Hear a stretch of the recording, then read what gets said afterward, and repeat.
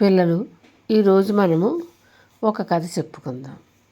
ఒక ఊరిలో ఒక ముష్టివాడు ఉండేవాడు. అతడు ఒక పెద్ద పెట్టె మీద కూర్చొని అడుక్కుంటూ ఉండేవారు అడుక్కుంటూ ఉండేవాడు. అందరూ ఎవరికి తోచినది వారు దానం చేసేవారు. ఇలా ఉండగా ఒకరోజు ఒక పెద్ద మనిషి ముష్టివాడిని చూసి గమనించి, ఏమయ్యా, పెట్టె మీద కూర్చుంటున్నావు? ఆ పెట్టెలో ఏముందో ఒకసారైనా చూసావా అన్నాడు. అందుకు ముష్టివాడు, ఈ పెట్టెలో ఏమీ ఉండదు బాబయ్య.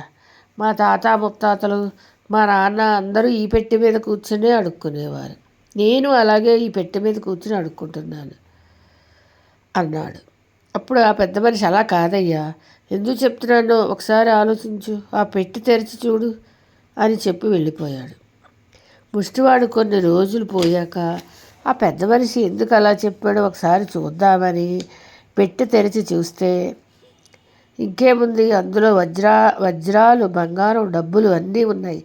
అతను హాయిగా జీవించసాగాడు. ఈ కథలో అర్థం ఏమిటంటే, మనలోనే అపారమైన మేధాశక్తి ఉంది, అద్భుతాలు చేయగల సామర్థ్యం ఉంది. మనము గుర్తించలేకపోతున్నాం. మనల్ని మనమే తక్కువ అంచనా వేసుకొని సామాన్య జీవితము గడిపేస్తున్నాం. కొంత ప్రయత్నిస్తే అద్భుతాలు సాధించగలమని తెలుసుకొనిటే ఈ కథ అంతరార్థం. పిల్లలు, ఉంటాను మరి.